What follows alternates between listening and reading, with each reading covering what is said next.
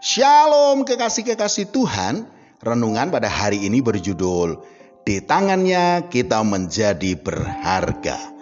Sebelum kita mendengarkan renungan pada saat ini, marilah kita sama-sama mengawalinya dengan berdoa.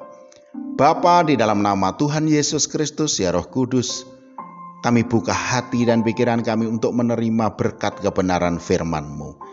Biarlah langkah kehidupan kami boleh dituntun oleh kebenaran firman-Mu itu. Untuk itu kami sambut berkat firman-Mu di dalam nama Tuhan Yesus Kristus. Amin. Firman Tuhan pada saat ini terambil dari Yesaya 43 ayat 4. Oleh karena engkau berharga di mataku dan mulia, dan aku ini mengasihi engkau, maka aku memberikan manusia sebagai gantimu dan bangsa-bangsa sebagai ganti nyawamu. Kekasih-kekasih Tuhan, di tahun 2020 yang lalu, ada seorang pemuda dari Aceh yang bernama Martunis melelang jersey atau seragam olahraga miliknya yang telah ditandatangani oleh sang mega bintang sepak bola dunia, yaitu Cristiano Ronaldo. Lelang jersey itu dimenangkan oleh orang yang bernama Bong Chandra dengan harga penawaran fantastis, yaitu 180 juta rupiah. Wow, begitu berharganya sebuah kaos yang ditandatangani sang mega bintang Cristiano Ronaldo. Jadi saudaraku, tergantung di tangan siapakah benda itu akan dihargai. Contoh lagi, jersey bola basket Michael Jordan terjual 4,5 miliar dan sepatunya laku 9,2 miliar. Wow, luar biasa. Nah, kalau benda yang biasa ketika berada di tangan orang yang terkenal bisa menjadi sangat berharga, bagaimana dengan kehidupan kita? Di tangan siapakah kita berada? Kita akan sangat berharga, saudaraku, bila kita ini berada di tangan yang bisa menghargai hidup kita. Hanya ada satu pribadi yang memandang kita itu sangat berharga. Ya, dialah Tuhan Yesus Kristus.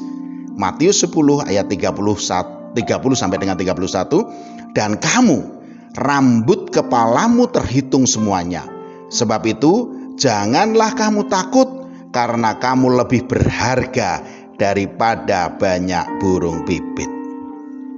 Begitu berharganya kita di matanya, saudaraku, maka dengan kasihnya kita ini sudah ditenunnya sejak kita ini dalam kandungan ibu. Dikatakan dalam Mazmur 139 ayat 13, sebab engkaulah yang membentuk buah pinggangku, menenun aku dalam kandungan ibuku. Artinya kita ini benar-benar ada di tangannya.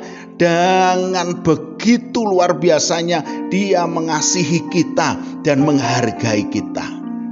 Bahkan ketika kita jatuh ke dalam dosa dan jauh daripadanya, Tuhan Yesus tetap mengasihi kita dan tidak memperhitungkan dosa-dosa kita. Berbahagialah manusia yang kesalahannya tidak diperhitungkan Tuhan kepadanya. Roma 4 ayat 8. Sebab bukan dengan emas perak dan barang yang fana dia menyucikan kita dari dosa, tetapi dengan darahnya yang mahal, saudaraku, dia telah menebus kita dari dosa. 1 Petrus 1 ayat 19 mengatakan, melainkan dengan darah yang mahal, yaitu darah Kristus yang sama seperti darah anak domba yang tak bernoda dan tak bercacat. Saudaraku, kita itu sangat berharga di mata Tuhan. Itu terbukti ketika dia benar-benar mengasihi kita. Dia sampai turun ke dunia mencari kita. Bahkan dia rela tersalib demi kita semua, saudaraku.